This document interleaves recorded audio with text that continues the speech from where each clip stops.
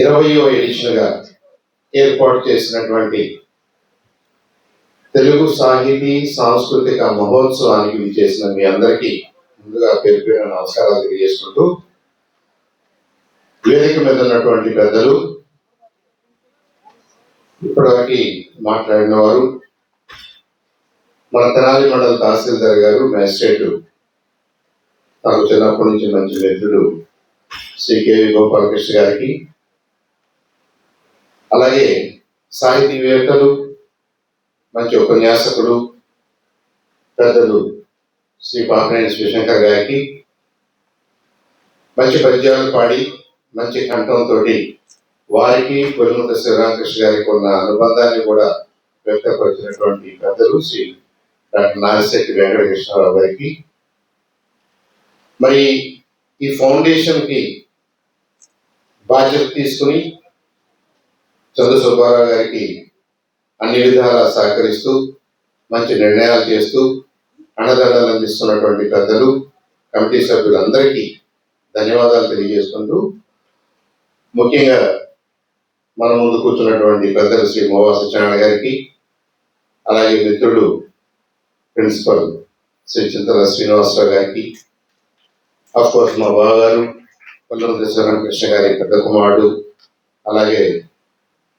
మంచి artist, director, teacher Krishna గారికి, అలాగే మధుసూదనరావు గారు రెండో అబ్బాయి ఉన్నాడు, ఇక్కడ మూడో అబ్బాయి బావగారికి, అందరికీ, కుటుంబ సభ్యులకి, మిత్రులకి, పెద్దలకి, సాహితీవేత్తలకి, టీచర్స్కి, అలాగే ఇక్కడ వ్యాసకర్తలు ఉన్నారు, జర్నలిస్టులు ఉన్నారు, మీడియా మిత్రులు ఉన్నారు, మీ అందరికీ, ప్లస్ కాలేజ్ స్టూడెంట్స్ ఉన్నారు. మరి ముఖ్యంగా వాళ్ళంతా క్యూరియాసిటీ తోటి ఇక్కడ ఏం మాట్లాడతారు, why it is relevant, why should I participate అనే క్వశ్చన్ మార్క్స్ తోటి ఇక్కడికి వచ్చి కూర్చున్న విద్యార్థులందరికీ కూడా ప్రత్యేకంగా ఆహ్వానం తెలియజేస్తూ మీ అందరికీ ధన్యవాదాలు తెలియజేస్తున్నాను.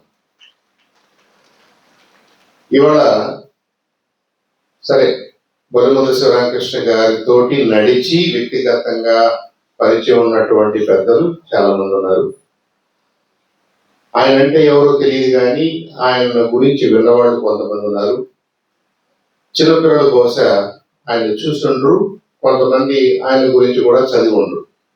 సో వాళ్ళందరికీ బొలిముద్ద శివరామకృష్ణ గారిని గుర్తు చేయడం కానీ, ఆయన గురించి కొన్ని విషయాలు పంచుకోవడం కానీ, లేదా ఆయన్ని పరిచయం చేయడం కోసం కానీ ఈ కార్యక్రమాలు ఏర్పాటు చేస్తున్నారు. దాంట్లో భాగంగానే ఇవాళ ఈ ఫస్ట్ పార్ట్ ఆఫ్ ద ప్రోగ్రాంలో, ఈ 2 days ప్రోగ్రాంలో అనేక పార్ట్స్గా విభజించారు. ఫస్ట్ పార్ట్లో ఏమన్నారంటే భాష, తెలుగు భాష, సాహిత్యం, తెలుగు లిటరేచర్ అండ్ వ్యక్తిత్వ వికాసం, పర్సనాలిటీ. అంటే పర్సనాలిటీ గురించి, పర్సనాలిటీ డెవలప్మెంట్ అనుకోండి, పర్సనాలిటీ అనుకోండి, అవి వ్యక్తీకరించడంలో సాహిత్యం పాత్ర ఏంటి, సాహిత్యానికి బేస్ అయినటువంటి లాంగ్వేజ్, మరి ముఖ్యంగా తెలుగు లాంగ్వేజ్, దాని విషయాల గురించి మాట్లాడుకోవడానికి ఈ కార్యక్రమాన్ని ఏర్పాటు చేశారు. మనం దాని వరకే లిమిట్ అయితే భాష అంటే ఏంటి అనే దాని గురించి ప్రొఫెసర్ వెంకటకృష్ణరావు గారు చక్కగా వివరించారు. భాష అనేది ఫౌండేషనల్ యూనిట్ ఫర్ కమ్యూనికేషన్స్.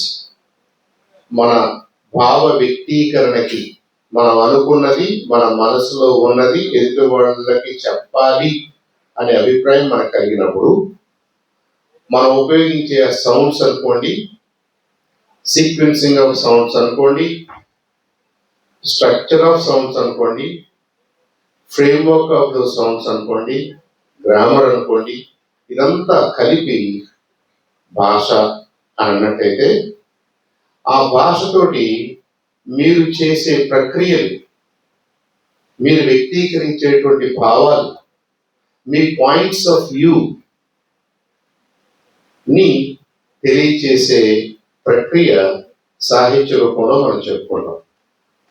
అది కథ కావచ్చు, పద్యం కావచ్చు, గద్యం కావచ్చు, మహాగ్రంథాలు కావచ్చు, పెట్ట కథలు కావచ్చు, సుమతి శతకంలో ఉన్నటువంటి చిన్న చిన్న కంద పద్యాలు కావచ్చు, ఏవైనా కావచ్చు, వాటికి వివిధ రూపాలు ఉన్నాయి.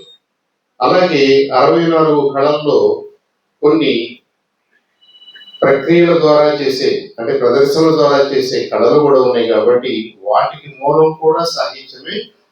ఆ సాహిత్యానికి బేస్ కూడా భాషే ఉంటుంది. అది లేకపోతే మనం కూడా పశువులాగానే సంజ్ఞల ద్వారా, అరుపుల ద్వారా అన్స్ట్రక్చర్డ్ వేలో కమ్యూనికేట్ చేసుకోవాల్సి ఉంటుంది. అవి చేసుకోలేవో కమ్యూనికేట్ డిఫరెంట్ గా చేసుకుంటాయి. ప్రతి జీవి కూడా కమ్యూనికేట్ చేసుకుంటుంది. కానీ వాటి ప్రక్రియలు వేరు, వాటి మార్గాలు వేరు. అవి అంత వెల్ డెవలప్డ్ స్ట్రక్చర్ లో ఉన్నాయో లేదో మనకు తెలియదు, బికాజ్ వీ డోంట్ అండర్స్టాండ్. కానీ మన ప్రక్రియలు ఏంటో మనకు తెలుసు. మనిషి ఉపయోగిస్తున్న భాష, ఆ భాషకున్న స్ట్రక్చరు, ఆ భాషకున్న ఫ్రేమ్వర్క్, ఆ భాషకున్నటువంటి ఫ్రేమ్వర్క్ లో జరుగుతున్నటువంటి సాహితీ ప్రక్రియల ద్వారా మనం ఒకరినొకరితో మాట్లాడుకోవటం, సంభాషించుకోవటం, వ్యక్తీకరించడమే కాకుండా ఒక తరం నుంచి ఇంకో తరానికి మన జ్ఞానాన్ని అందించగలుగుతున్నాం, మన భావాలను అందించగలుగుతున్నాం.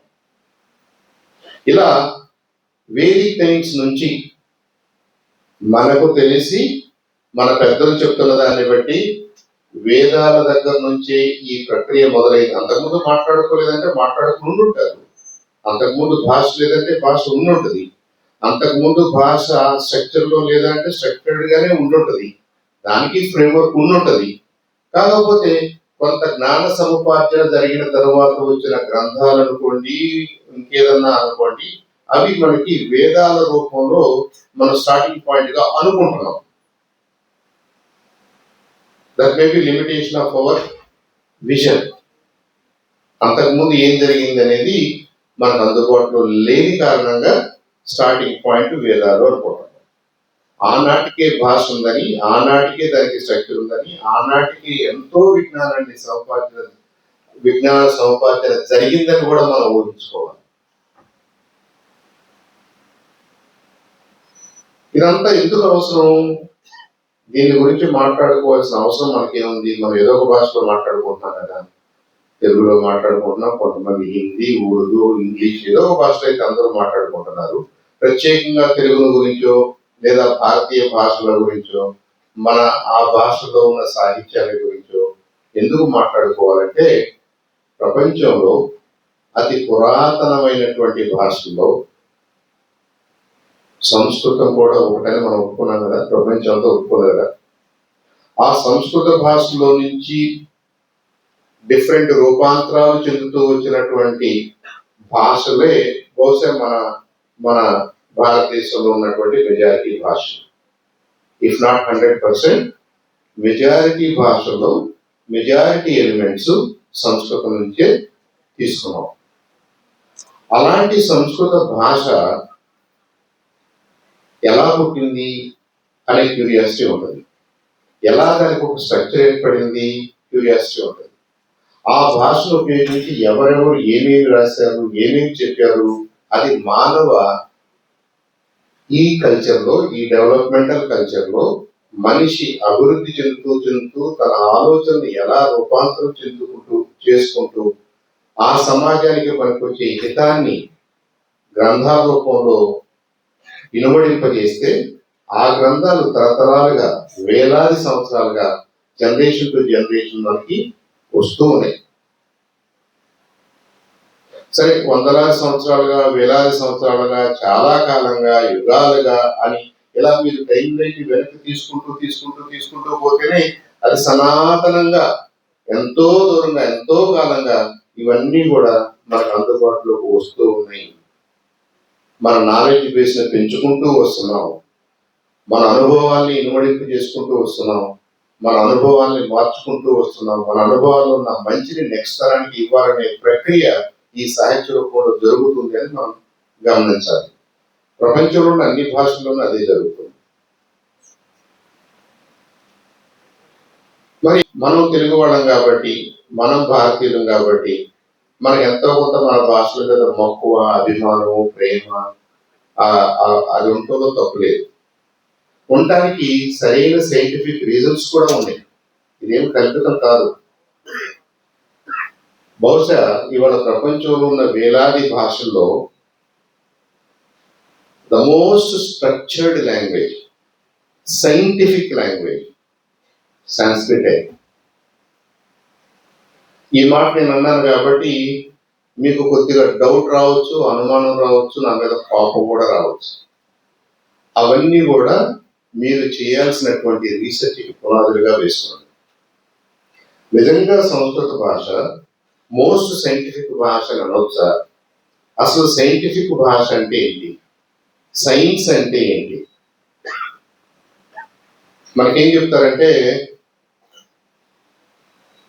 శివుడి దగ్గర డమరుకు ఉంటుంది కదా, చిన్న ఇలా అంటారు కదా, ఆయన ఆ డమరుకాన్ని మోగించినప్పుడు 14 రకాల శబ్దాలు బయటకు వచ్చినాయని, వాటిని మహేశ్వర సూత్రాన్ని అంటారని, ఆ 14 సౌండ్స్ లో ఉన్నటువంటి అక్షరాలని విడదీసి ఒక క్రమంలో సైంటిఫిక్ గా ఇటు కొన్ని అక్షరాలు వస్తాయి, ఇటు కొన్ని అక్షరాలు వస్తాయి, దాన్ని ఒక పద్ధతి ప్రకారంగా తయారు చేసి మీరు ఒక టేబుల్ ఆఫ్ లెటర్స్ రాయగలిగితే అది మన అక్షరమాల అయింది.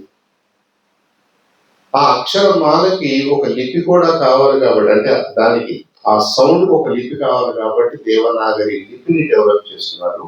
దేవనాగరి లిపిలో ఆ సౌండ్స్ ని మనొక క్రమబద్ధంలో క్రమంగా రాశాం కాబట్టి మనకి కొన్ని అడ్డ వరుసల్లో మాట్లాడుకుంటాం, కొన్ని నిలువు వరుసల్లో మాట్లాడుకుంటాం.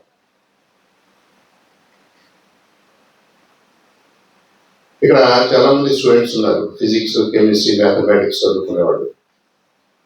వాళ్ళు టేబుల్ ఆఫ్ ఎలిమెంట్స్ అని, పీరియాడిక్ టేబుల్ ఆఫ్ ఎలిమెంట్స్ అని చదువుతాం మనం.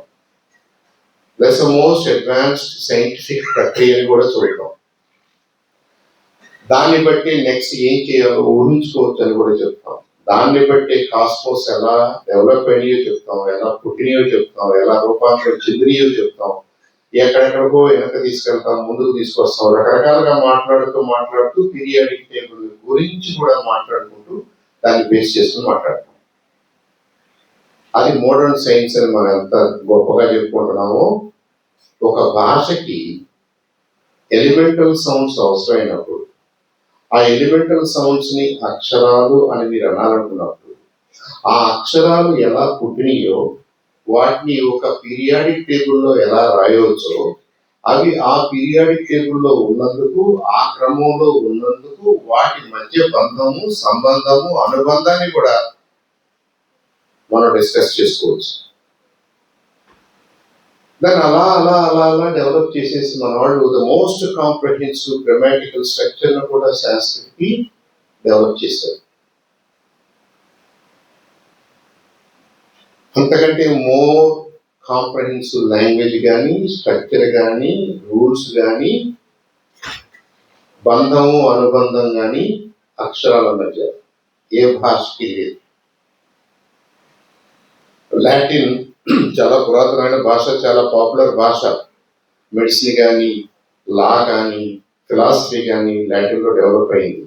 అలాగే గ్రీక్ భాష, అలాగే మన సంస్కృతం వేదిక కాలం నుంచి. ఈ 3 ప్రధానంగా చెప్పుకుంటే మిగతా 2 భాషలు మీరు చూస్తే అక్షరాల మధ్య సంబంధాలు ఏమి ఉండవు. అక్షరాలను వాడుకోవడానికి వాళ్ళు ప్రక్రియ చేశారే కానీ అక్షరాల మధ్య అయితే సంబంధాన్ని చెప్పలేదు. మనకి అక్కడ లక్ష్మణరావు గారు ఉన్నారు, టీచర్ గారు ఉన్నారు, వీళ్ళంతా పెద్దలందరూ సాహితీవేత్తలు ఉన్నారు, సాహిత్యవేత్తలు ఉన్నారు, భాషావేత్తలు ఉన్నారు. కాబట్టి నేను వాటిలోకి వెంచర్ చేయను, పిల్లలను ఉద్దేశించి మాత్రమే మాట్లాడుతున్నాను. Students, these are the things for them to get interested in.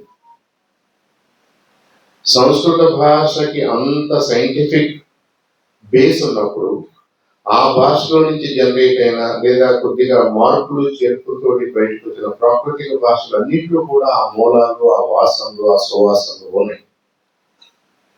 దాంట్లో 56 అక్షరాలతో ఉన్నటువంటి తెలుగు ఏ చిన్న విషయాన్ని పోగొట్టుకోకుండా ఒక భాషగా విరాజిల్లుతుంది. ఇందాక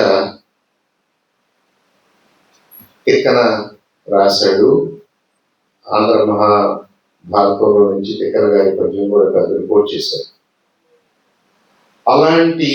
అలాంటి ప్రవాహం లాంటి పదాలని, ఆ కూర్పుని చేయగలగడం బహుశా సాంస్క్రిట్ తర్వాత తెలుగులోనే వీరవుతుందేమో. సాంస్క్రిట్ కొద్దిగా లో లెవెల్ లాంగ్వేజ్. లో అంటే హై, లో ఎక్కువ తక్కువ అని కదా నేను మాట్లాడుతుంది. అది భావానికి అతి దగ్గర రూపాన్ని ఇవ్వగలిగినటువంటి shortest and sweetest set of words మీరు చేయగలిగినటువంటి ప్రక్రియ సాంస్క్రిట్ లో చేయగలరు. ఒక అక్షరము, 2 అక్షరాలు, 4 అక్షరాలతోటి కూడా మొత్తం పూర్తి చేయగలరు మీరు చెప్పదలుచుకోండి. తెలుగులో అలా వీలు కాకపోవచ్చు. తెలుగు కొద్దిగా గోజ్ లాంగ్వేజ్ అంటారంటే కొద్దిగా పదాలు ఎక్కువగా వాడి చేయాల్సినటువంటి లాంగ్వేజ్. కాబట్టి సంస్కృతం కంటే తెలుగులో అక్షరాలు కూడా కొద్దిగా ఎక్కువగా ఉన్నాయి, పదాలు ఎక్కువగా వాడాలి. మన పద్యాలు కొద్దిగా పొడవు ఉంటాయి. సాంస్క్రిట్ లో 2 శ్లోకాల్లో 8, 8, 8, 8, 32 అక్షరాల్లో మీరు చెప్పదలుచుకున్న అంతా చెప్పేచ్చు. రామాయణ, మహాభారత, భగవద్గీత మొత్తాలు కుడి ఎడగా అనుష్ఠులోనే చెప్పేశారు. కుడి ఎడగా ఏదైనా డీవియేషన్స్ ఉంటే లిమిటెడ్ డీవియేషన్స్ ఉన్నాయి. అంత సైంటిఫిక్ లాంగ్వేజ్ సాంస్క్రిట్. అది మనకి బేస్, అది మన హెరిటేజ్. భారతీయులకి హెరిటేజ్ ఏంటి? మన కల్చర్ అన్నాం కదా. మన కల్చర్ ఇది మన కల్చర్ అని మనకు ఎవరు చెప్పారు? మనకున్న గ్రంథాల ద్వారా తెలుసుకున్నాం. మనకున్న గ్రంథాల్లో ఏ భాషను ఉపయోగించి దాన్ని రాశారు? సంస్కృతం అనే భాషను ఉపయోగించి రాశారు. ఆ సంస్కృతం అనే భాషని అలానే ఎందుకు డెవలప్ చేశారు? ఎవరు డెవలప్ చేశారు? ఎంత మేధావులైతే అలాంటి కాంప్లెక్స్ స్ట్రక్చర్ ని సింపుల్ గా చిన్న చిన్న అక్షరాలతోటి, చిన్న చిన్న పదాలతోటి అంత గొప్ప భావాన్ని వాళ్ళు ఇమిడ్చారు కాబట్టి వేలాది సంవత్సరాలుగా ఆ భాష బతుకుంది.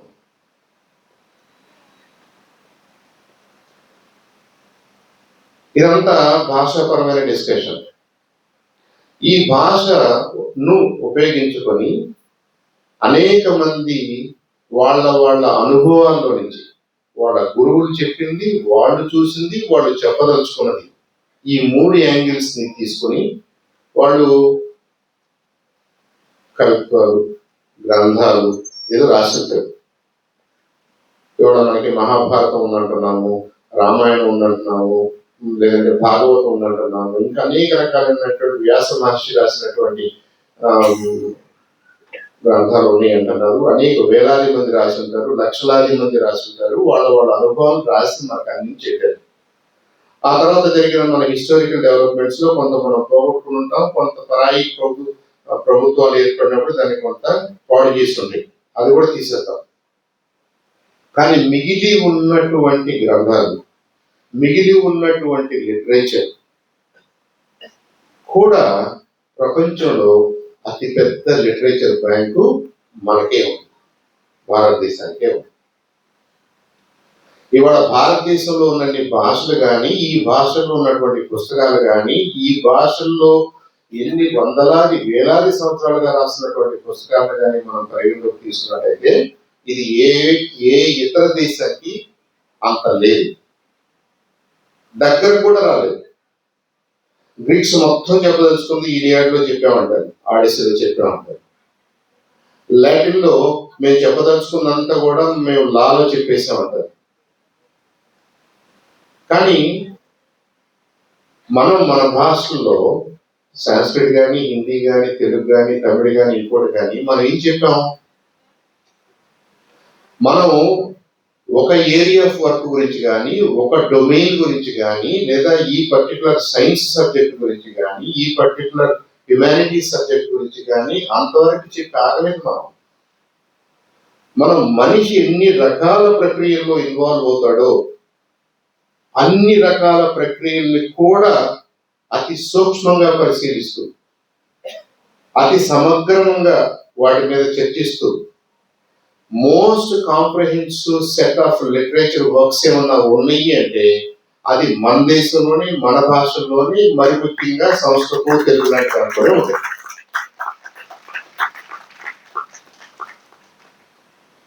ఇప్పుడు చెప్పండి, హ్యూమన్స్ అన్ని ప్రాంతాల్లో ఇవాల్వ్ అయ్యారు, కానీ భారత భూభాగంలోనే, భారత ఉపఖండంలోనే ఇంతవరకు ఎలా జరిగింది? మనకంటే ముందున్న రేసెస్ ఉన్నాయి, బయాలజిస్టులు, ఆంథ్రోపాలజిస్టులు అది కూడా ప్రూవ్ చేశారు. మనకంటే ముందు మనుషులు ఉన్నారు. భారతదేశంలో, భారత ఉపఖండంలో మనుషులు ఉన్నారు అనే దానికంటే ముందు కూడా మనుషులు వేరే ఖండాల్లో ఉన్నారు, వేరే ప్రాంతాల్లో ఉన్నారు. కానీ భారత భూభాగంలో మాత్రమే భాషలు ఇంతగా ఎందుకు డెవలప్ అయ్యి, భారత భూభాగంలో మాత్రమే మనుషులు ఇన్ని విషయాల మీద ఇంత కూలంకషంగా ఎలా ఆలోచించగలిగారు, ఎలా చర్చించగలిగారు, ఎందుకు రాయగలిగారు? ఆ రాసినవి అదేదో 5 సంవత్సరాలు 10 సంవత్సరాలు అలా నవల్లాగా వచ్చేసి ఒక ఫ్యాషనబుల్ గా ఉండి వెళ్ళిపోలేదు. అవి ఇంకా ఉన్నాయి. వేలాది సంవత్సరాల తర్వాత కూడా హ్యూమన్ థాట్ పర్సిస్ట్ అవుతుంది. మన వాళ్ళు చెప్పిన మంచి మాటలు ఇవాళకి కూడా హ్యుమానిటీకి బీకన్స్ లాగా ఉన్నాయి, లైట్ హౌసెస్ లాగా ఉన్నాయి, గైడ్స్ లాగా ఉన్నాయి. So there must be something very special about ఈ భూభాగంలో జరిగినటువంటి ప్రక్రియలు, ఈ భూభాగంలో జరిగినటువంటి ఆలోచన విధానం, ఈ భూభాగంలో జరిగినటువంటి ఆలోచన విధానాన్ని మరి ఒడిసి కట్టి దాన్ని క్షేమంగా అట్టి పెట్టగలిగినటువంటి భాష. చాలా మంది అంటారు, మా మా మా టీచర్ లక్ష్మణ గారు కూడా అంటాడు, మీరు సాంస్క్రిట్ లో చాలా జాగ్రత్తగా మాట్లాడాలంటే ఒక మాట, ఒక పదం లేదా ఒక గుణంతో పోయి కంటే అర్థం మారిపోద్ది అని. అలా మారిపోద్ది కాబట్టి ఆ భాష ఇన్నాళ్ళు బతకగలిగింది. ఇది మార్పు చెందడానికి వీలు లేకుండా పక్కన వాళ్ళు కరెక్ట్ చేస్తున్నారు ఎప్పటికప్పుడు. నేను విన్నాను, నేను మీకు చెప్తున్నాను, నేను చెప్పే దాంట్లో చిన్న పొరపాటు ఏదైనా చేశాననుకోండి, దానికి ఉన్న గ్రామాటికల్ స్ట్రక్చర్ మిమ్మల్ని ఒప్పుకోవట్లేదు. పక్కన ఏం చెప్తున్నాడు, అయ్యా నువ్వు ఆ అనకూడదు, అక్కడ ఆ అని వదిలేయాలి, నువ్వు ఈ అనకూడదు, అక్కడ ఈ అని వదిలేయాలి. అంటే మీకు వినడంతో ఈ భాష హెచ్చరిస్తుంది, నువ్వు అన్న పదము అనాల్సిన రీతిలో అంటలేదు, నువ్వు తప్పు అంటున్నావు, కాబట్టి నువ్వు అలా అంటే కుదరదు అని. అలా అంటే కుదరదు కాబట్టి రాయని, జిరాక్స్ లేని, ప్రింటింగ్ మెషిన్స్ లేని, ఈ గ్లేజ్డ్ పబ్లికేషన్స్ లేనటువంటి కాలం నుంచి కూడా మహాభారతం, రామాయణం, వేదాలు ఇంకా ఇంకా అలాగే ఉన్నాయి కదా. ఎవరు రాసి స్టోన్స్ మీద రాసి ఇది ఎలా అని చెప్పలేదు, మనం విన్నారు, విన్నది చెప్తున్నారు, చెప్తున్నది ఆ స్ట్రక్చర్ లో అలా సేఫ్ గా ఉండగలుగుతుంది. ఇవాళ మనం ఏదో లాంగ్వేజ్ లో ఎలాగో రాసేస్తాం అనుకోండి, రేపు మీరు చెప్పిందని నేను ఇంకొక రకంగా చెప్పినా నన్ను ఎవరు తప్పుపడలేదు, నేను మాట్లాడిన దాన్ని ఇంకొకటి ఎవరన్నా ఇంకొక రకంగా చెప్పినా తప్పట్లేదు. భావం క్యారీ అవుతుంది కదా అనుకుంటున్నారు, హ్యాపీగా ఉంటున్నారు. కానీ దీనివల్ల ఆ లిటరేచర్ నష్టపోద్ది, దాని వెనకున్న భాషకు పట్టు లేనట్టు లెక్క. సో నా పాయింట్ ఏంటంటే, ఇక్కడ వికాసం గురించి మాట్లాడదాం. అసలంటూ మనకి బేస్ సాహిత్యం ఉండాలని, సాహిత్యం అనేది ఎవరో క్యాజువల్ గా ఇంట్లో కూర్చొని కాకమ్మ కథలు చెప్పింది కాదు, అది వాళ్ళ గురువులు వాళ్ళకి చెప్పింది. వాళ్ళు స్వతహాగా ఇక్కడ 40 ఏళ్ళు 50 ఏళ్ళు 60 ఏళ్ళు జీవించి నేర్చుకున్నది, చూసింది, దాంట్లో ఉన్న తప్పుల్ని మరి ఆ డిఫరెన్షియేట్ చేస్తూ మా పిల్లలు, మా మనవాళ్ళకి ఇలా చేస్తే బాగుంటుంది అని చెప్పదలుచుకున్నారు కాబట్టి వాళ్ళు చెప్తున్నారు. వాళ్ళు ఏదో తెల్లకాయతం ఉంది కాబట్టి, ఏదో రాయాలి కాబట్టి ఏదో రాసేసి కూర్చోలేదు కదా. So they want to communicate farther in to future. వాళ్ళ గతంలో నుంచి వాళ్ళు నేర్చుకున్నది, వర్తమానంలో వాళ్ళు అనుభూతి చెందిన దాన్ని ఫ్యూచర్ జనరేషన్స్ కి అందించాలని చేసే ప్రక్రియ లిటరేచర్ అయితే, ఆ లిటరేచర్ ఎందుకు అని వాళ్ళ ప్రభుత్వాలు మాట్లాడుతుంటే, ఆ భాష ఎందుకు అని ప్రభుత్వాలు మాట్లాడుతుంటే, వీళ్ళకి భూతం అంటే గడిచిన కాలంలో నుంచి నేర్చుకోవాలన్న తపన కానీ ఇంట్రెస్ట్ కానీ లేదు. వర్తమానంలో ఏం జరుగుతుందో ఎలా విశ్లేషించాలో, ఎలా అర్థం చేసుకోవాలో, దీంట్లో మంచిదో చెడేదో ఇప్పటికప్పుడు మనం తెలుసుకునే అవకాశం అవసరం లేదు. ఫ్యూచర్ సంగతి మనకు అసలు పడదు. ఈ మూడిటికి మీరు ఎస్ అంటేనే భాష ఎందుకనే మాట మీరు అడగలుగుతారు. That is called audacity. మీకు ఎంత నిర్లక్ష్యం ఉండాలి? ఏమైనా తిరిగి ఏమైనా కూడి పెట్టుద్దా? సంస్కృతం ఏమైనా కూడి పెట్టుద్దా? తెలుగు సబ్జెక్టులో నీకు మార్కులు ఎందుకు? నీకు మార్కులు కావాలంటే సంస్కృతం తీసుకో, 90కి 90 వేస్తాం. ఇలాంటి పిచ్చి మాటలు మాట్లాడే టీచర్స్ వాళ్ళు ఉండటం అనేది మన దురదృష్టం లేదు. Students have nothing to be blamed. నాకు తెలియదంటే నాకు తెలియదు, నాకు ఎందుకు తెలియదు, నాకు ఎలా తెలుసు? ఐన్స్టైన్ గారు అన్నట్టుగా నాకు తెలియదు, నాకు తెలియదండి, నాకు ఎందుకు తెలియదని మీరు క్వశ్చన్ ఇస్తే నేను ఏం చెప్పగలను? తెలిసిన మీరు చెప్పాలి నాకు ఎందుకు తెలియాలో. తెలిసిన పెద్దలు చెప్పాలి, తెలిసిన పండితులు చెప్పాలి, తెలిసిన పొలిటీషియన్స్ చెప్పాలి, బాధ్యతలో ఉన్నటువంటి గవర్నమెంట్ అఫీషియల్స్ చెప్పాలి. అరే భాష ఎందుకు ఇంపార్టెంట్, ఈ సబ్జెక్ట్ మీకు మిగతా సబ్జెక్ట్స్ లో ఎలా ఉన్నా సరే మీరు ఇంగ్లీషో, తెలుగు, హిందీలో మీకు నచ్చిన భాషలో మీకు పాండిత్యం ఉంటే మీరు ఆ కవులు రాసిందో ఆ కథ ఆ గ్రంథాలను చదవగలుగుతారు. అది మీకు గతంలో ఏం జరిగిందో, ఇప్పుడు ఏం జరుగుతుందో, ఫ్యూచర్ లో ఏం జరగాలో మీకు నేర్పిస్తుంది. It will create your point of view. It will facilitate to express your point of view అన్నది పిల్లలకి ఎవరు చెప్పాలి?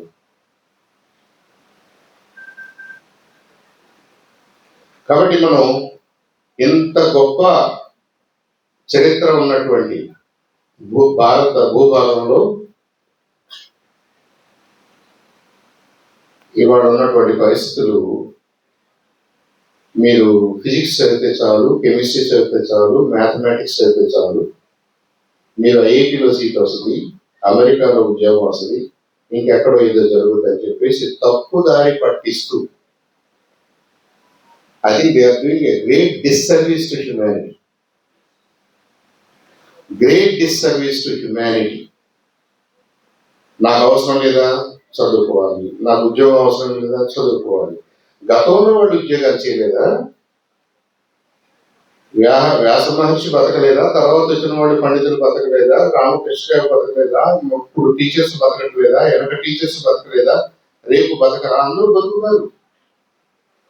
కానీ వాళ్ళు సగర్వంగా ఈ హ్యుమానిటీ ఏది మంచిదో చెప్తూ బతికెళ్ళిపోయారు.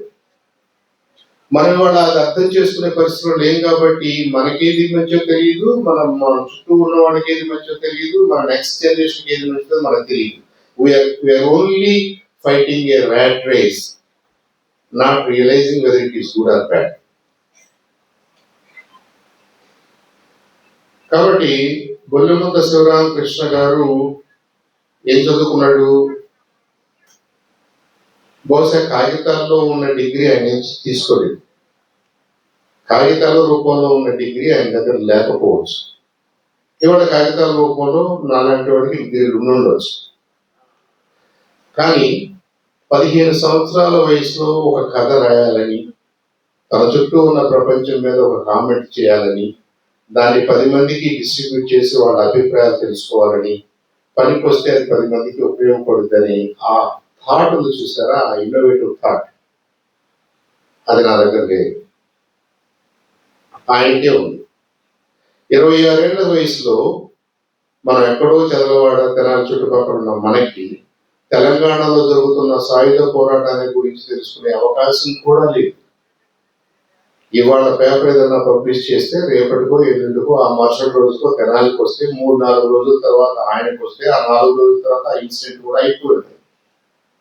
కాబట్టి అలాంటి సందర్భంలో కూడా తెలంగాణలో జరుగుతున్న పోరాటం, నవాబులకు జరుగుతున్న పోరాటం, సామాన్యుడి చేస్తున్న పోరాటంలో ఉన్న పటిమ, గొప్పతనం, దాని అవసరం, దాంట్లో ప్రాణత్యాగం చేసిన వాళ్ళు వృచ్చింగేలుగా ఎందుకు మిగిలిపోతారో, ఎలా మిగిలిపోతారో, ఒక విప్లవానికి నాంది పలుకుతూ, చనిపోయిన వాళ్ళని సెలబ్రేట్ చేసుకుంటూ, చనిపోయిన వాళ్ళ ఆ చావు వ్యర్థం కాకూడదు అనే భావాన్ని ఎవరికి చెప్పాలైనా?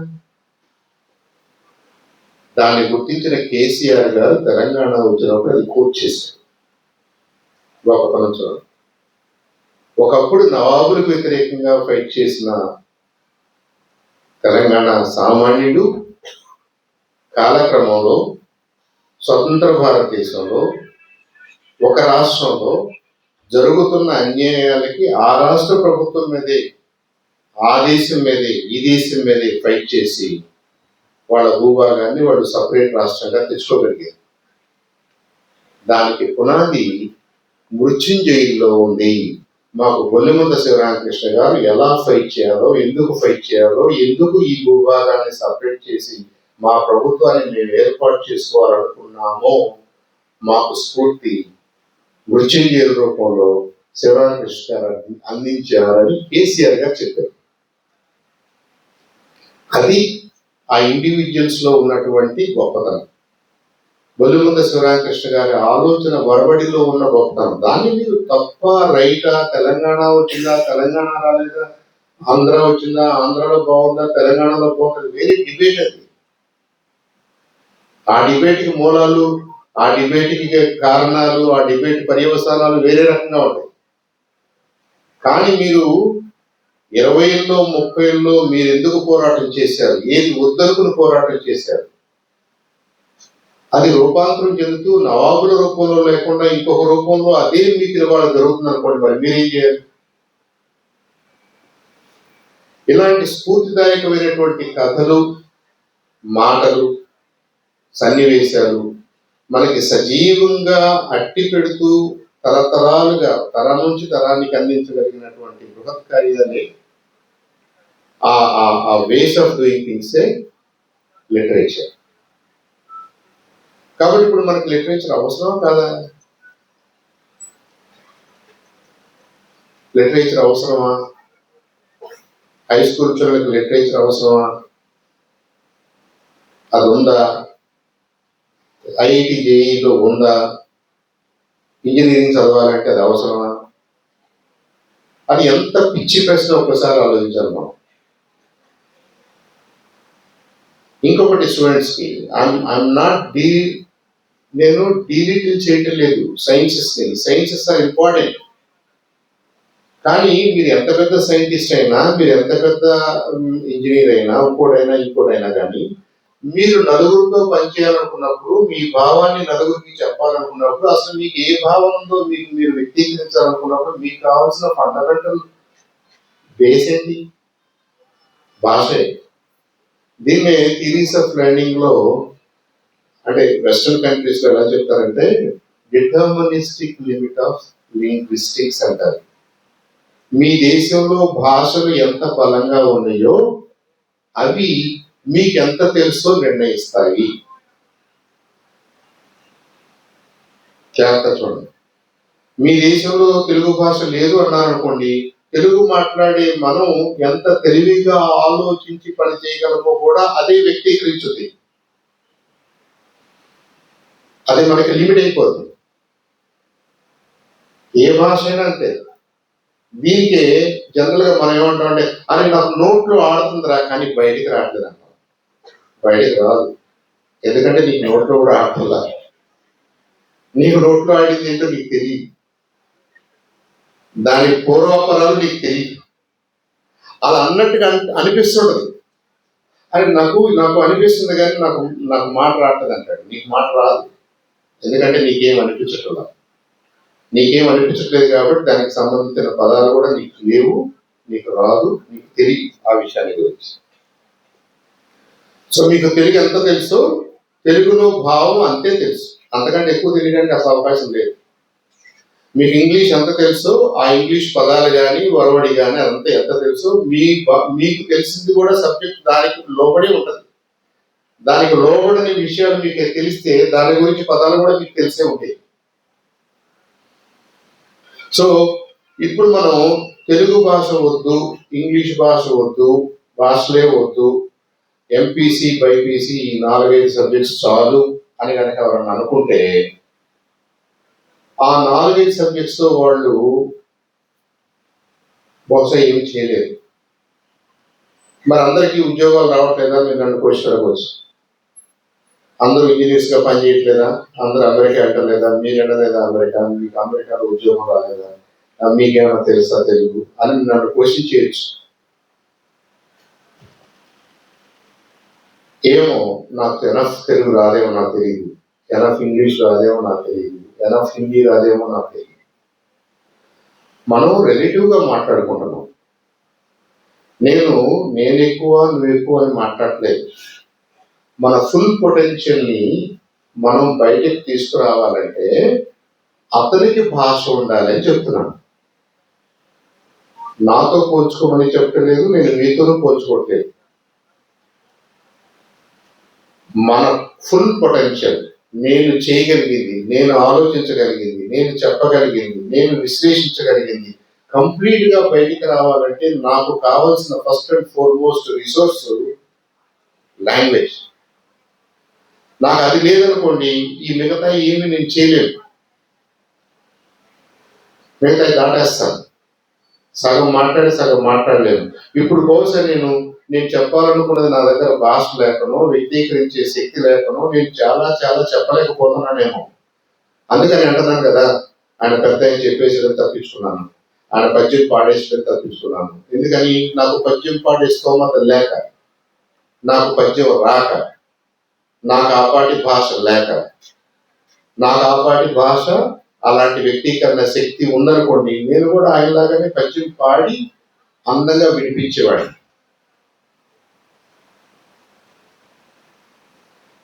కాబట్టి స్టూడెంట్స్ వాళ్ళందరూ కూడా, అందుకంటే పర్సనాలిటీ డెవలప్మెంట్ అనే దాన్ని ఫోకస్గా ఈ సెషన్ పెట్టారు కాబట్టి మనందరికీ ఏం తెలియాలో ఒక 2 మాటలు చెప్పి నేను ముగిస్తాను. I don't want to give you lecture, boring lecture ఇవ్వట్లేదు. మీకు ఎలా తెలుసండి ఇవన్నీ అడగవచ్చు. ఇక్కడ ప్రస్తుతానికి ఈ హాల్లో ఉన్న వాళ్ళలో ఎక్కువ ప్రాంతాల్లో ఉండి, ఎక్కువ మందితో పనిచేసి, ఎక్కువ మందితో మాట్లాడి, ఎక్కువ మంది ఎలా మాట్లాడతారో ఫస్ట్ హ్యాండ్ చూసిన వాళ్ళలో నేను కూడా ఒకటి. ఇంకా పెద్దలు ఉండొచ్చు, ఐఎమ్ నాట్ డిస్కవరింగ్. వాళ్ళందరిలో కూడా why these people are special, ఎవరో మనకు కొంతమంది స్పెషల్ అనిపిస్తారు. ఉదాహరణకి డాక్టర్ అబ్దుల్ కలాం గారు స్పెషల్ అని అనిపిస్తాడు మనకు. ఎందుకు? అదే కదా పర్సనాలిటీ అంటే, అదే కదా మనం కావాలనుకుంటున్నది. ఇవాళ మనందరం కూడా డాక్టర్ అబ్దుల్ కలాం గారి లాంటి పర్సనాలిటీ కావాలి అని అనుకుంటున్నాం, వ్యక్తిత్వం కావాలి అని అనుకుంటున్నాం. డాక్టర్ అబ్దుల్ కలాం గారు ఎన్టీ రామారావు గారి లాగా అందగాడైతే కాదు కదా, ఆయన మహాగ్రంథాలు రాయలేదు కదా కదా. మరి ఆయన ఏమి 100,000 కోట్ల ఆస్తులు లేవు కదా. ఎందుకు అలాంటి వ్యక్తిత్వం కావాలని వాళ్ళ భారతదేశం, ప్రపంచం ఆలోచిస్తుంది. ఆలోచిస్తూనే మళ్ళీ అట్ట కాదులేమో అని మనం ఎందుకు సర్దుకుంటున్నాం? ఆ సర్దుకోవడంలో ఉన్న లోపం కూడా వ్యక్తిత్వ లోపమే కదా. అబ్దుల్ కలాం గారి లాగా ఉండాలనేమో మనం పిల్లలకు చెప్తున్నాము, అలా ఉంటే మళ్ళీ చెల్లుబాటు కాదేమో అని మనమే చెప్తున్నాము. నా వరకు నేనైతే అలా ఉండలేనని కూడా మనమే సాటిస్ఫై చేసుకుంటున్నాము. అలా కుదరదలేమో అని చెప్పేసి సర్ది చెప్పుకుంటాము. వాయ్? ఆయన ఏం చేసేవాడు? మాకు ఫస్ట్ హ్యాండ్ తెలుసా ఆయన ఏం చేసేవాడు? ఏం చేసేవాడు కాదు. ఎదుటి వాళ్ళని అప్సెట్ చేయటం అంటే ఆయనకి ఏం కోసం ఇలాగ అని చెప్పాడు. దయాభావం అన్నారు చూసారా, అది ఆయనకి మెండుగా ఉంది. ఆయనతో పాటు పనిచేసేవాడు ఎవరైనా సరే, టెక్నీషియన్స్ కావచ్చు, ఇంజనీర్స్ కావచ్చు, ఇంకొకటి కావచ్చు, వాళ్ళందరూ వెళ్ళిన తర్వాత ఆయన వెళ్ళేవాడు.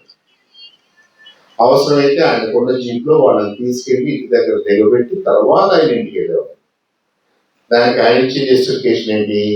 నాకు ఫ్యామిలీ లేదు, ఆయన బ్యాచులర్ కదా, నాకు ఇంటి దగ్గర ఎవరు లేరు, కాబట్టి మీరే నా ఫ్యామిలీ, కాబట్టి ఫస్ట్ మీ అందరి సంగతులు చూసుకుని తర్వాత నేను ఇంటికి కొడుకోవటమే కదా నేను చేయాలి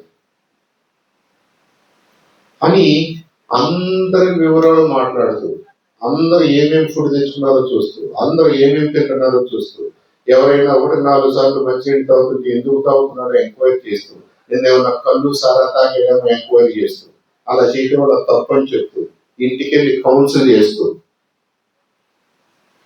ఆయన చేశారు. కాబట్టి ఇస్రోలో లేదా భారతదేశంలో ఉన్న ఏ పబ్లిక్ ఆర్గనైజేషన్, ప్రైవేట్ ఆర్గనైజేషన్ లో కూడా అలాంటి మేనేజర్, అలాంటి డైరెక్టర్, అలాంటి చైర్మన్ రాడు కాబట్టి ఆ సంస్థలో పనిచేసే వాళ్ళంతా కూడా ఆయన్ని లివింగ్ అండ్ వాకింగ్ గాడ్ అనుకుంటారు.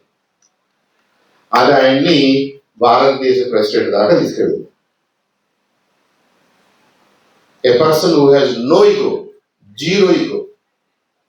ఆయన మీరు ఏమైనా మాట్లాడవచ్చు, ఎలాగైనా మాట్లాడవచ్చు, ఎలాగైనా ఆయనతో కూర్చోవచ్చు, తినవచ్చు, మీ సాధక బాధలు చెప్పుకోవచ్చు. అట్ ద సేమ్ టైం మరి ఆయన ఎస్ఎల్ఈకి డైరెక్టర్గా పనిచేశాడు, సెంట్రల్ డైరెక్టర్గా పనిచేశాడు, తర్వాత ఇస్రోకి చైర్మన్గా పనిచేశాడు, సెక్రటరీగా పనిచేశాడు ఈ దేశానికి, డిపార్ట్మెంట్ ఆఫ్ సైన్స్కి. న్యూక్లియర్ టెస్ట్ లో ఆయన భాగస్వామి అయ్యాడు, డిఫెన్స్ సెక్రటరీగా పనిచేశాడు, చివరికి భారతదేశానికి ప్రెసిడెంట్ కూడా అయ్యాడు. ఆయన దగ్గర ఏముందని అయ్యాడు, ఎలా ఉందని అయ్యాడు, ఎవరైనా ఒకసారి సీరియస్ గా ఆలోచించండి. మనం సక్సెస్ఫుల్ పారామీటర్స్, యాట్రిబ్యూట్స్ అని ఏదైతే అనుకుంటున్నామో ఇవి మీకు ఎక్కడన్నా కనపడియా? ఆయన పెద్ద యూనివర్సిటీలో చదువుకోలేదు, పెద్ద పెద్ద డిగ్రీలు ఏమీ లేవు, పెద్ద పెద్ద విషయాలు ఏమీ చేయలేదు. ఆయన కంటే పెద్ద పెద్ద విషయాలు చేసిన వాళ్ళు ఇస్రోలోనే పదుల సంఖ్యలో ఉంటారు. వాళ్ళందరికీ అబ్దుల్ కలాం గారే లీడర్. వాళ్ళందరికీ ఏం కర్మ? ఈ భారతదేశానికే ప్రెసిడెంట్గా చేశాడు కదా, మనందరూ కూడా ఆయనే లీడర్ కదా, మనకి రాష్ట్రపతిగా చేశాడు కదా, ప్రథమ పౌరుడిగా చేశాడు. ఐ థింక్ అలాంటి పర్సనాలిటీస్ లో స్టూడెంట్స్ అందరికీ కావాల్సింది ఏంటంటే, మీరు పక్క వాళ్ళతోటి ఇగో లేకుండా మాట్లాడగలగడం అనే ఒక పారామీటర్ చూసారా? అది అంత ఈజీగా రాదు, మనందరికీ రాదు. మనందరూ టిక్ అవుతాం. వాడు నన్నేదో అన్నాడంట, అలా అన్నాడంట, ఇలా అన్నాడంట అని మనకి ఎక్కడో మనసు చివుకుమంటది. దాంట్లో నుంచి విమర్శ మొదలవుద్ది, దాంట్లో నుంచి తిట్టడం మొదలవుద్ది, కొట్లాడదాకెళ్ళుద్ది, మనకి వాళ్ళకి శత్రుత్వం పెరుగుతుంది. అసలు నువ్వెవరు, వాడేవాడు, వాడు ఏంటంటే నీకు వచ్చిన నష్టం ఏంటని మీరు అనుకున్నారనుకోండి, ఎంత స్టోరీ ఉండదు ఇంకా. అలా అనుకుంటూలో I think doctor Abdul Kalam గారి వ్యక్తిత్వం ఇస్రోకే కాదు, భారతదేశానికే కాదు, హ్యుమానిటీకి ఒక లైట్ పోస్ట్ లాగా, ఒక లైట్ హౌస్ లాగా మిగిలిపోయింది. సో స్టూడెంట్స్ అందరికి నా రిక్వెస్ట్ ఏంటంటే, స్టూడెంట్స్కి ఇంకా పేరెంట్స్ ఉన్నారు, మన గ్రాండ్ చిల్డ్రన్ ఉంటారు, వాళ్ళందరూ ఉంటారు. మీరు నవ్వటం, ఏడవటం చేత కానీ ఫిజిక్స్, కెమిస్ట్రీ, మ్యాథమెటిక్స్ లో జీవితం బాగుంటుంది అనుకుంటే భ్రమం.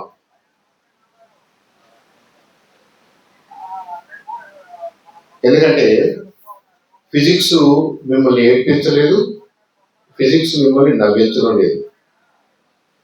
అలాగే మ్యాథమెటిక్స్, అలాగే కెమిస్ట్రీ, అలాగే బయాలజీ. అవి ఉన్న విషయాన్ని ఉన్నట్టుగా మాత్రమే చెప్పగలవు, అందుకని వాటిని సైన్సెస్ అన్నారు. హ్యుమానిటీస్ లో ఎలా ఉందంటే, లాంగ్వేజెస్ లో ఎలా ఉందంటే, మిగతా ప్రక్రియల్లో ఎలా ఉందంటే, ఒకే విషయాన్ని ఇక్కడ ఉన్న వాళ్ళందరూ కూడా వేరు వేరుగా చెప్తారు. అందరూ చెప్పింది కరెక్ట్ అవుతుంది, ఏ ఒక్కళ్ళు చెప్పింది తప్పవలసిన అవసరం లేదు. బొల్లెముద్ద శివరామకృష్ణ గారు ఎవరు ఆయన మీద మాట్లాడినంటే మీరందరూ, మనం అందరూ కూడా 5 నిమిషాలు 10 నిమిషాలు మాట్లాడతాం, అందరూ రైటే. ఎందుకని? వాళ్ళ యాంగిల్లో వాళ్ళ పర్స్పెక్టివ్స్ ని వాళ్ళు వ్యక్తపరుస్తున్నారు. కాబట్టి ఒకే విషయం మీద పదుల సంఖ్యలో, వందల సంఖ్యలో, వేల సంఖ్యలో అభిప్రాయాలు ఉండదగినటువంటి సబ్జెక్ట్స్, ఆ సబ్జెక్ట్స్ మీద ఉండడానికి అవకాశం ఉన్న అభిప్రాయాలు, ఆ అభిప్రాయాన్ని వ్యక్తీకరించడానికి మీకు కావలసినటువంటి భాషా నైపుణ్యం, అది భాష ద్వారా, ఆ భాషలో ఉన్నటువంటి సాహిత్యాన్ని చదవడం ద్వారా, సాహిత్యాన్ని అర్థం చేసుకోవడం ద్వారా, ఆ కథల్ని అర్థం చేసుకోవడం ద్వారా మాత్రమే వస్తుంది. ఇక మీరు వేరే రకంగా రావడానికి అవకాశం లేదు. అది లేని సొసైటీస్ సఫర్ అవుతున్నాయి, అవి ఉన్న సొసైటీస్ ఫ్లరిష్ అయినాయి. శ్రీకృష్ణదేవరాయల్ని మహా చక్రవర్తిగా మనందరూ చెప్పుకుంటున్నాం. అంతకుముందు లేరా? ఆ తర్వాత లేరా? శ్రీకృష్ణదేవరాయల తర్వాత ఎవరు రాజు లేరా? ఇక్కడ మన ఆంధ్రప్రదేశ్ లో గజపతి రాజులు చెప్పుకుంటున్నాం, మిగతా రాజులు లేరా? రామరాజ్యం చెప్పుకుంటున్నాం, శ్రీరామచంద్రుడు పరిపాలించాడు, ఏదో కొన్ని 100 సంవత్సరాలు 1000 సంవత్సరాలు అని చెప్పుకుంటున్నాం. రామరాజ్యం కావాలంటున్నాం. రామరాజ్యంలో ఏం జరుగుతుంది? అందరికీ కార్లు విమానాలు ఉంటాయా? కాదు కదా. ఏది జరిగితే రామరాజ్యం అంటారు, ఏమి జరిగితే మంచి కాలం అంటారు, ఏమి జరిగితే మంచి ప్రభుత్వం అంటారు, ఏమి జరిగితే మంచి సొసైటీ అంటారు. మనకి ఏం జరిగితే బాగుంటుందని మనం అనుకుంటున్నాం, మీకు ఏం జరిగితే బాగుంటుందని మీరు అనుకుంటున్నారు. దీని మీద విశ్లేషించడానికి కావాల్సినటువంటి టూల్స్ మీకు సాహిత్యం వస్తుంది. ఎందుకంటే కొన్ని వేలాది మంది, లక్షలాది మంది పండితులు వాళ్ళ అనుభవాల్లో నుంచి వాళ్ళ యాంగిల్స్ మీకు ఆ సాహిత్య రూపంలో చూపించారు. కాబట్టి మీకు కూడా అన్ని పరికరాలు ఉన్నాయి మీ సంగతులు మీరు ఆలోచించుకోవడానికి, మన సంగతులు మనం ఆలోచించుకోవడానికి. అసలు నాకు ఆ పర్స్పెక్టివ్సే వద్దు, ఆ కోణం వద్దు అని మనం అనుకున్నప్పుడు, మన ఒక్క కోణం కరెక్టో రైటో రాంగో మనకు తెలియనప్పుడు మనం మరి అమాయకంగానే ఉంటాం కదా. ఆ అమాయకత్వాన్ని ఇగో అంటారు కదా. ఒకడికి పెద్ద ఇగో ఉండదు, ఒకడికి చిన్న ఇగో ఉండదు. ఎందుకంటే వాడికి విషయం తెలియదు. వాడికి విషయం తెలియకపోవడానికి కారణం ఏంటంటే అతను ఏ సాహిత్యాన్ని, ఏ కవులు రాసిన దాన్ని, ఏ పెద్దలు చెప్పిన దాన్ని చదవాలి. ఏ పెద్దలు చెప్పింది కనీసం వార్తాపత్రిక కూడా చదవని వాడు కాబట్టి, వాడు అమాయకుడు కాబట్టి వాడికి అహం ఎక్కువగా ఉంటుంది. అహం ఎక్కువగా ఉన్న చోటే సమస్యలు వస్తూ ఉంటాయి. అదే అన్రెస్ట్ కి కారణం. సో మీరందరూ బొలిమంద శ్రీరామకృష్ణ గారి దగ్గర నేర్చుకోవాల్సింది ఏంటంటే, పేపర్ డిగ్రీ కాదు, మనకి సమాజం అర్థం కావాలి. సమాజం అర్థం కావాలంటే మనం సమాజంలో పెద్దలు చెప్పిన మాటలు, లేదా పెద్దలు రాసినటువంటి కథలు, పెద్దలు రాసినటువంటి పుస్తకాలు చదవాల్సిన బాధ్యత మనకు ఉంది. అది చదువుకుంటే మన సబ్జెక్ట్స్ చాలా ఈజీగా ఉంటాయి. ఎందుకంటే మనకి ప్రపంచ జ్ఞానం వస్తుంది. ప్రపంచ జ్ఞానం వచ్చిన తర్వాత ఏదో ఒక విషయం నేర్చుకోవడం, ఆ న్యూటన్స్ 3 లాస్ చెప్పడం పెద్ద కష్టమేం కాదు. దాంట్లో మనకి మార్కులు వస్తాయి, దాన్ని బట్టి మనకు ఉద్యోగం వస్తాయి. కానీ ఉద్యోగం మన మార్కుల వల్ల వచ్చిందేమో, మన చదువు వల్ల వచ్చిందేమో, కానీ దాంట్లో సక్సెస్ మాత్రం మనకి ఇంటర్ పర్సనల్ స్కిల్స్ వల్లే వస్తుంది. మిగతా వాళ్ళతో మనం మాట్లాడే తీరుని బట్టి మనకి సక్సెస్ వస్తుంది. అది రావడానికి అబ్దుల్ కలాం గారు ఏం చేశాడు? అబ్దుల్ కలాం గారి లాగా మనందరూ ఉండాలని ఎందుకు అనుకుంటున్నాం? అలా మీరందరూ ఉండాలని, ప్రయత్నించాలని, చదువుకోవాలని, నేర్చుకోవాలని మనస్ఫూర్తిగా కోరుకుంటూ, ఈ చర్చలో మీకు అనుమానం వచ్చిన పాయింట్స్ మీద మీరు స్టడీ చేయండి, మీకు నచ్చిన పాయింట్ మీద స్టడీ చేయండి, మీకు నచ్చని పాయింట్ మీద స్టడీ చేయండి. ఈ 3 పాయింట్లని మీరు పట్టుకోగలిగితే మీలో వ్యక్తిత్వ వికాసానికి పునాది పడినట్టు. ఎక్కడైతే చంద్రస్వామి గారు చెప్పేశాడు కాబట్టి రేపటి నుంచి నేను అలా చేసేస్తాను, అంత ఈజీ కాదు. అలా చేయలేరు, చేయడానికి అవకాశం లేదు. ఈ స్టేజ్ మీద ఉన్న వాళ్ళందరూ మీకు ఆ మూలాలని అందజేస్తున్నారు. ఇలా ఆలోచిస్తే బాగుంటుందేమో నమ్మ అంటున్నారు, ఇలా ఆలోచించండి అంటున్నారు. ఆలోచించాల్సిన బాధ్యత మీదే, చదువుకోవాల్సిన బాధ్యత మీదే, రాణించాల్సిన అవకాశం మీకే ఉంది. మీరందరూ రాణిస్తారనే నమ్మకంతో ఇలాంటి కార్యక్రమాలు ఫౌండేషన్ లో చేస్తున్నారు. మీరందరూ రాణిస్తేనే మనందరికీ ఉపయోగం.